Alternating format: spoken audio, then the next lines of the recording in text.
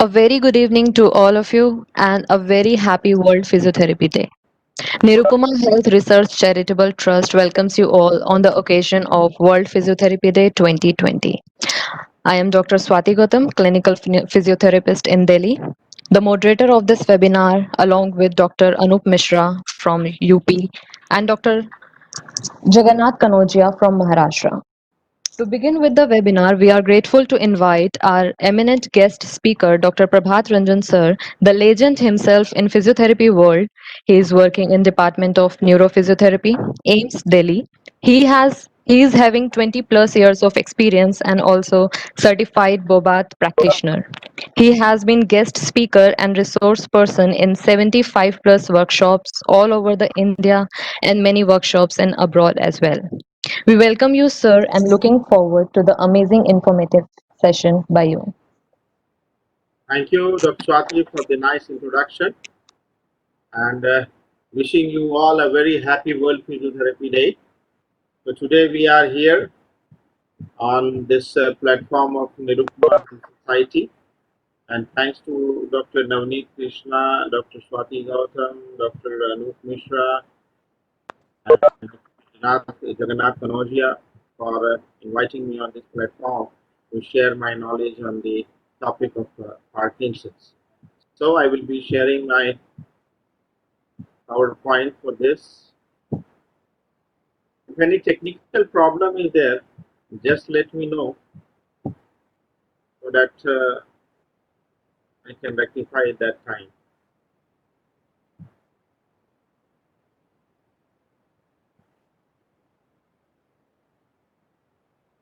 Are you able to see my screen? Yes, sir.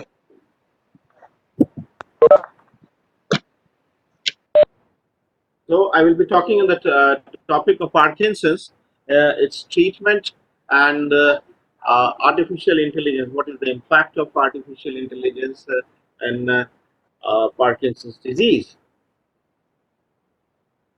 So as you all know that Parkinson's is a brain disorder, and the main characteristic is their shaking, stiffness, difficulty with walking, balance, and the coordination. Parkinson's symptoms usually begin gradually and get towards the time. As the time passes, the progression is there. It is known as a progressive disease, and it is also known as movement disorder because what happens that movement get impaired in this uh, uh, Parkinson's disease, and it is as such you can say that movement is there, but proper movement is not there, and it is due to that you can see that it is the control movement is not there. So control of the movement is lost, and due to that there is more difficulty in walking and talking. There is sleep problem, depression, memory difficulty, and fatigue. We will talk about the gender wise that how much percentage of the men or the women is affected in this very disease. Then, as we have seen, or we have seen in other diseases also, that women are less affected in many of the diseases. Even in stroke, we see the 20% less is there. Even other pathology also now in this the pandemic, COVID pandemic also we can we have seen that researchers have seen that 20% less women are affected in this pandemic also, and it may be due to the hormonal factor, and it is said that the women are having more immunity, in their immunity is more stronger, so that's why they are more safer than us when this us. And in Parkinson's the gap is very wide. There is 50% of more men affected than women. So we all men are at you can say that danger zone. So anyhow, it is the good thing is that it's a disease of elderly. So as we pass on the active phase of our life, then this disease occurs, and that is 60 to 65 years of cases are belonging to 90% and 95% cases are belonging to 60 and above years, and below that is the 45 to 50%, 50 years are 4 to 5%. Nowadays, due to the pollution level, due to the other factors, the juvenile Parkinson's is also being seen, and that is just a very 1%, very low percentage there.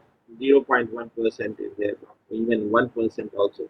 Less is there, but juvenile Parkinson's also do exist, and the onset of Parkinson's is we can it is with the gene mutation, or it is linked to the inheritance.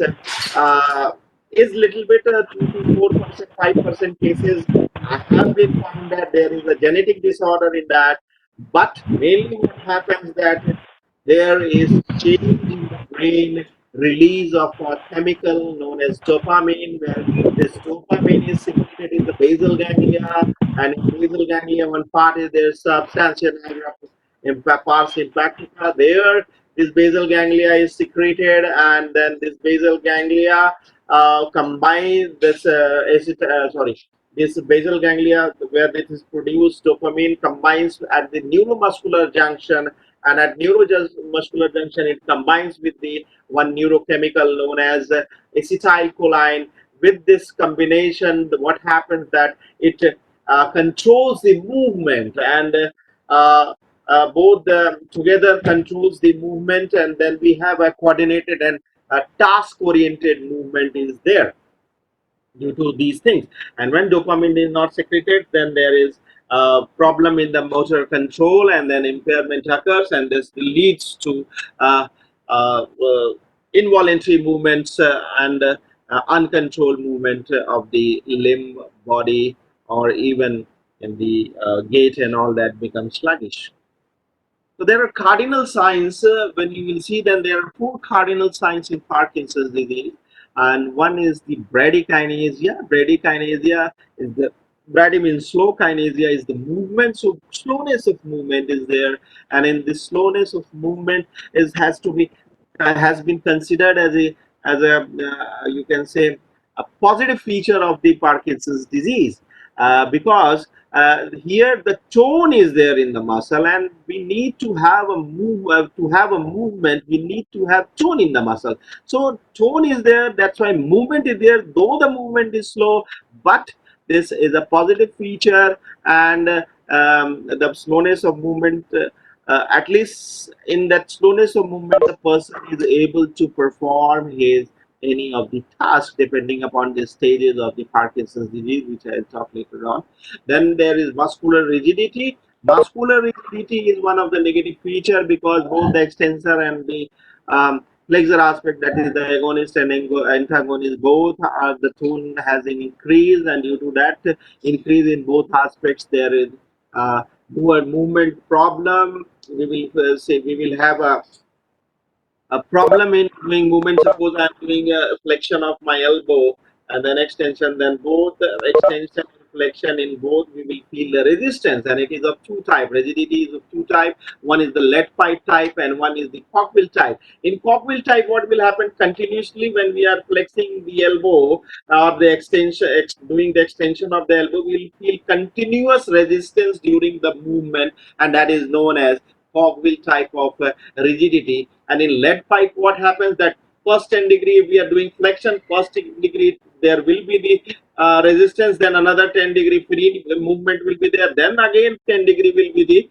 uh, resistance. So jerky movement, that like this, the movement will be there. Smooth movement will be not there, and resistance, then freeness, resistance, and then freeness. That is known as lead pipe type. When you will bend the lead pipe, as how you will feel the movement, that same movement occurs here also.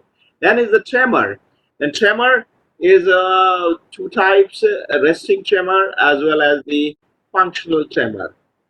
In resting tremors, what happens that while the hand is in rest, then the tremor will occur. But as soon as the functional hand will be functional, suppose the hand is tremors is there like this, as he will go to take a glass or drink water, then functionally when he will be active, then the tremor will be absent. So when the tremor is absent during the function, it is known as a uh, resting tremor, and when it is existing in the they are doing any function also, then it is known as functional tremor. Then is the postural instability.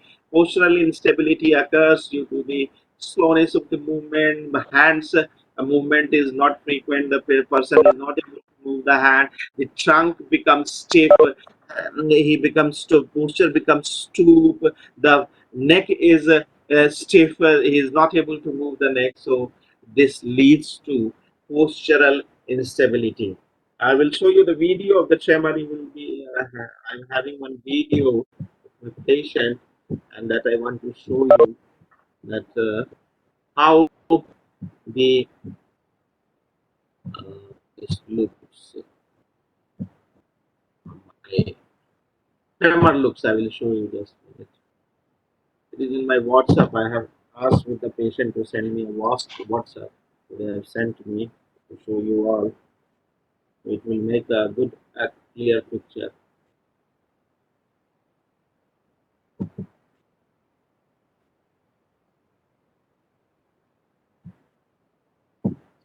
Oh, sorry. Sorry, I think my WhatsApp got formatted and that video is absent now. Sorry, I will not be able to show you, but anyhow, anytime. It was a very classical sign. That's why I have asked the video. Classical sign was that while she was doing any function, it was absent. She was doing hand like this, and it was fine. And as the hand was in rest, what happened that she had the tremors. Let me see if it is saved in my phone.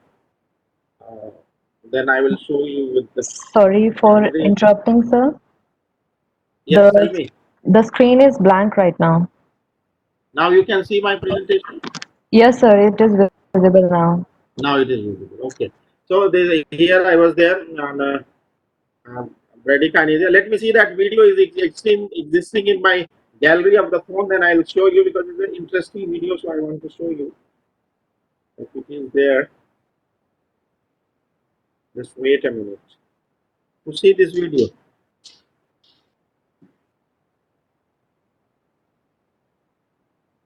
You are able to see the picture. Yes, sir. This lady is walking, and you can see that tremor is there in her hand. Now, so she is doing that movement. That is action. So she is drinking a tea, and you see there is no tremor at all. See the case of Parkinson's. Just a minute, I'll show you in my mobile only. Just I'll forward it. So we'll see this video. You are able to see the video now? Yes, sir. Yes, See sir. the Yes, video? sir. So see this video. Her hand. See her hand. It is in rest, है ना?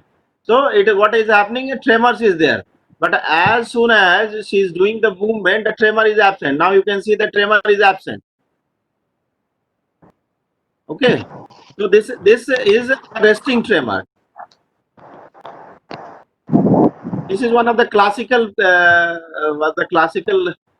patient. That's why I demanded for the video. And please, I will request the organizer if they are recording this session. So if you are recording, then if you are sending to anybody, then blur her face. Okay, I will just request you to blur her face because we should not send the patient face to anybody. So this you can see that she is doing movement, that no tremor at all. You will find that she is fine. She is having no tremor. As now she is in rest, now you see the tremor is occurring. This is one of the classical sign in the Parkinson patient and of a resting tremor. This was the classical sign. Clear? Yeah, so that was the tremor, postural instability I explained you, and then symptoms of Parkinson and rate of progression. It is a progressive disease, all of us know. So rate of progression is there, and rate of progression will differ from individual to individual. Early symptoms of the Parkinson's is also there, and they slowly and gradually it will increase, and then people may notice that basically the caregivers or the family, close family and friends will notice that the person is able not speaking properly, his voice is very slow, handwriting has been cramped, and there are some other features like lack of expression on the face. The face become mask like face. It is known as mask like face.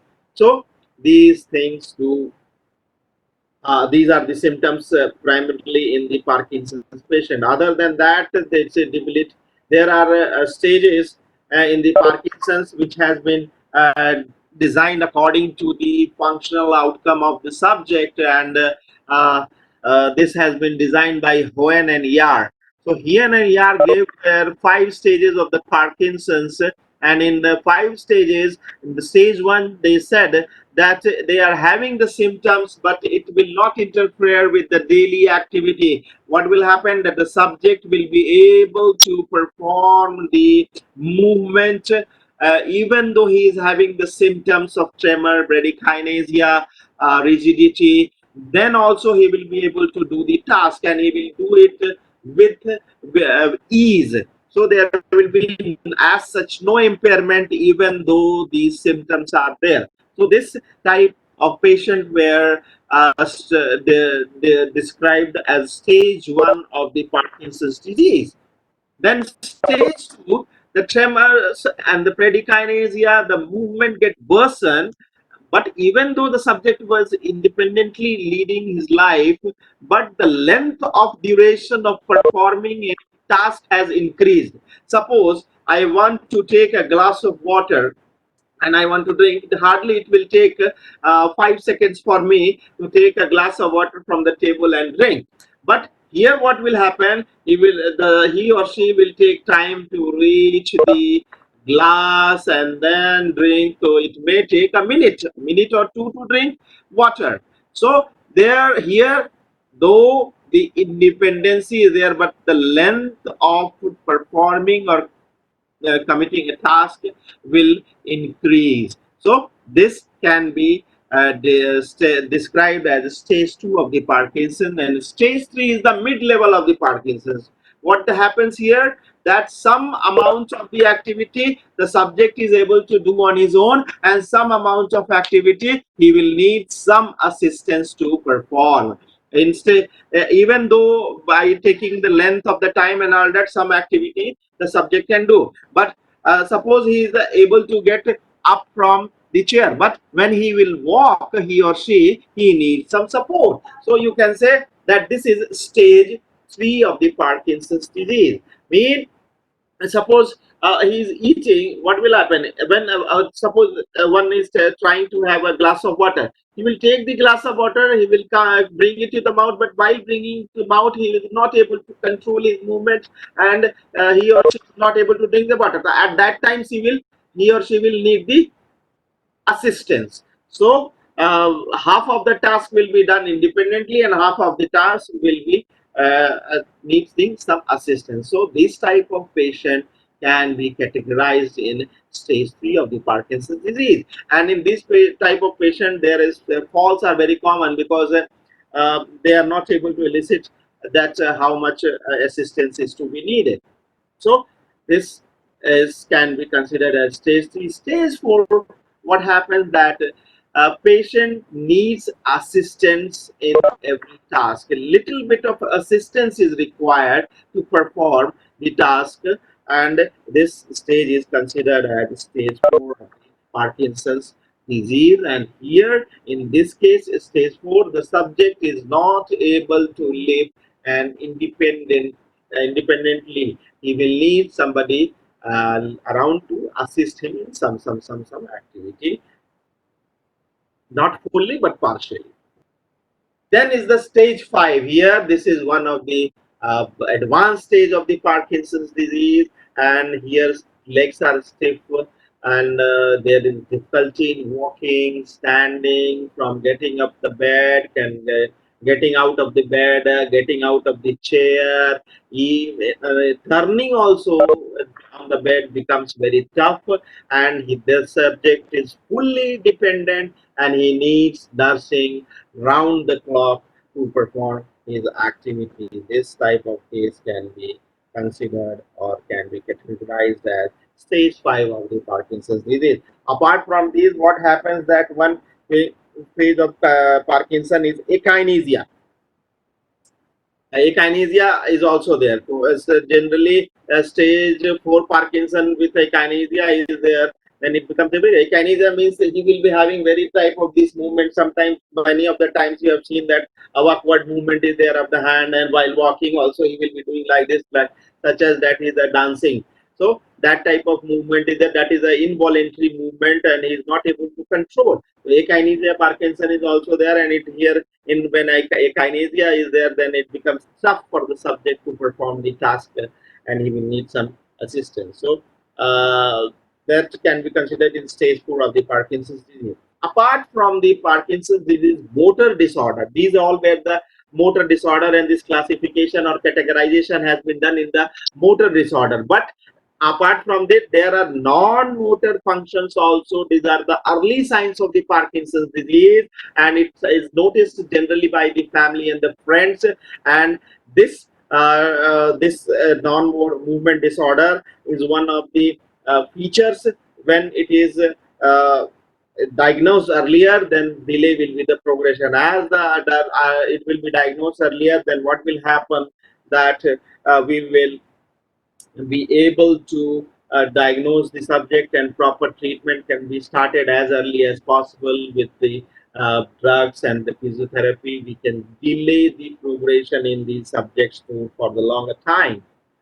So these are the non-motor function, are the cognitive changes, the mental problem with the attention is there, planning, language. Cognition change is one of the important thing in the Parkinson's disease, because what happens that when you will ask the subject to perform dual task during the cognition change, if he is walking and you will ask him to do 5 minus 3, then the patient will start fumbling, he will fall ill, concentration will be gone, because his cognition level is not good. And due to this, what happens that he or she is not able to walk properly. Then other non-motor problem is constipation, early feeling of the fullness in the stomach, very small meal they will take, excessive sweating is there, fatigueness is there, loss of smell and taste is there, mood disorder, depression, anxiety, irritability, sleep disorder, sexual disorder, urgency, urine urgency, incontinence, vision problem, and weight loss are the one of the things which is there as a non-motor function in the Parkinson's disease. So one very important scoring is there in Parkinson's disease, and this is a very vast scale in the Parkinson's disease. And this vast scale considers of lot of activity, right from the mental aspect to the gait thing, and it judges the cognition level, it judges the gait slowness of the movement. Many things are measured in this, and the total score of functional outcome in this is 199, and this score is known as UPDRS scale score. Means U stands for unified, P stands for Parkinson's, D stands for disease, R stands for rating, and S stands for scale.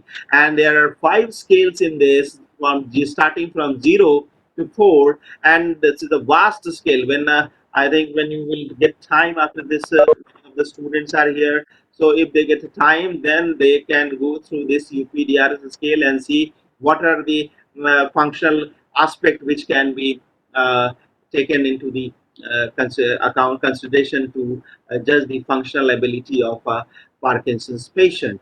And in this, 0 stands for 0. If one is scoring 0, that means he is having very minimal functional impairment, and that patient is fully independent. And one who is scoring 199 on that scale, that means he is having a worse disability. So 0 is for normal, M is the mild slowing or reduction in the movement or any mental behavior. 2 is the moderate impairment with early definite early fatigueness, and sometimes in stage two, UPDRS scale 2, there is the occasional arrest, freezing of the movement is there. When stage 3, 4 is there, what happens? The subject is walking, suddenly will stop and he will face a problem in initiating the movement. The freezing of the movement occurs, occasional arrest occurs in those movements, and in 3 severely impaired, you can say that stage 4 of the patient can be scored as 3 and stage 5 as 4. So 5 scales are there starting from 0 to 4. So this is very important scale, and I'll ask that those who are treating Parkinson's patient, they should go through this scale in detail, and then according they can do the assessment, and as per the assessment they find that what is the UPDRS score, then accordingly they can plan and prescribe the exercises. So it is a very comprehensive tool. So as I this physiotherapy management, when we come to it, before that medical management, I will discuss that medical management, what happens, that patient for the drug is given is the dopamine to increase the dopamine level, drug that affect the brain chemical in the body, that is being administered. This is the administered by the physician, basically the neurophysicians are there, and drug to control the non-motor symptoms also. As I talked about, the non-motor symptoms are also there, loss of smell and taste, all these things are there, because what happens that Levy bodies, that is the bad protein do get accumulated on the substantia nigra parasympathetica of the brain, and there from the below that, what happens, olfactory nerves are also there, smell and taste is also not there. Then these type accordingly the drug is being prescribed. Apart from this, there is one surgical process also in the Parkinson's disease, that is known as DBS. DBS is a deep brain stimulation. It is D stands for D, B stands for brain, and S stands for stimulation. So what happens that in that a surgical implant is done, electrode is implanted into the brain and connects them to the small electrical device implanted in the chest. One electrical device in the chest, electrode in the brain, and it is programmed through the electrical things. One remote control is there, and programming do take time. This programming helps in reducing the symptoms of the subject, and then he can perform his activity in the uh, activity of daily living with ease. So tremor, slowness and movement and rigidity decrease, and especially this is very much beneficial when we do the akinesia Parkinson's, when there are a lot of involuntary movement. Then in akinesia, if we do these type of surgeries, then many of the times it has been found that it is very much helpful, and this really decreases the involuntary movements. So apart from this, there is on and off phase in the Parkinson's disease. What is the on and off phase? Is that on phase is the time duration of the effect of the drug. What happens if drug is being administered to the Parkinson patient? Then there is certain time frame where the effect of the drug is there, and when effect of the drug is there, the symptoms subsided, and in that time movement becomes quite easier. So suppose one has taken the drug and his effect is for 4 hours, somebody is having 6 hours, somebody is having 8 hours for the effect of the same drug, and accordingly the dosage is being set, that it is becomes individual, it is individual to individual, on the basis of individual, that how much the effect of the drug will be there. So when the drug effect is there, the symptoms is reduced, then that time is known as on phase of the Parkinson's. And as the drug starts wearing off and the symptoms come back, that is known as the off phase of the Parkinson's disease. So this is very important for us, because we as a physiotherapist should combine the treatment with the on phase. We should take the history and we should ask that drug, when the drug is being given, how much time or how long the duration the subject is feeling better, and after how much time the wearing off is happening. Because at that time, if we will give the physiotherapy session, then it will be much more helpful in making the subject's muscles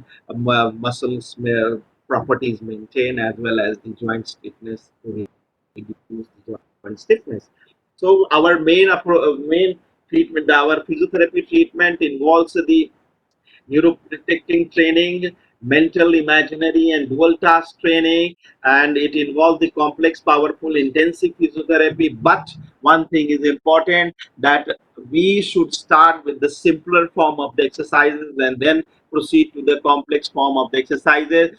Dual task training is very much difficult in Parkinson's patient. Dual task means if a subject is walking and if we'll ask him to calculate something in his mind, then he will not be able to perform. He may have the fall. You will ask him to catch the ball, then walk. Then he will not be able to hold a cup and then walk. Then he will not be able to do this.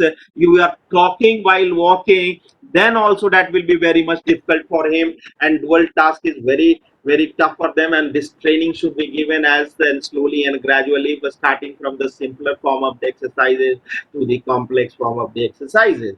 And it has also been seen in the Parkinson patient, when the group therapy is being given, then it is much more beneficial in those patients. So, what our main aim is to maintain the musculoskeletal flexibility. Thoracic expansion is much more important, and we should stress on this, because the stooping of the posture, these muscles get tight. The diaphragmatic muscles, the respiratory muscles are not working properly. So, thoracic expansion, the chest expansion is very much important, so that the breathing and all that pattern should be normal. So we should work on the conditioning of the chest, and we should prevent the psychological decline, because there is a psychological decline in these type of patient, and encourage to lead an active life, prevent the contracture, deformity, and the stiffness. So our main thing depends upon the mobility, flexibility, strength, gait, to build up the aerobic capacity and to maintain the good quality of life. And moreover, the important is balance. Also, balance is being impaired in this, so balance is also important in this. So I will show you some exercises in this, that how the uh, balance exercise and exercise to increase the strength and duration, to maintain the mobility and the flexibility of the muscles, what exercises can be given.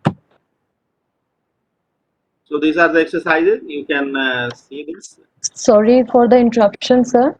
Yes. There is an announcement that within 3 minutes, waiting room will get off. So it's request to everyone, kindly re-log in within a minute. Okay, then we will start after we are rejoined. Okay, so we will leave the Yes. meeting for now, and just we are coming back, and we will start with the exercise part. Clear? Yes, sir. Okay, thank you.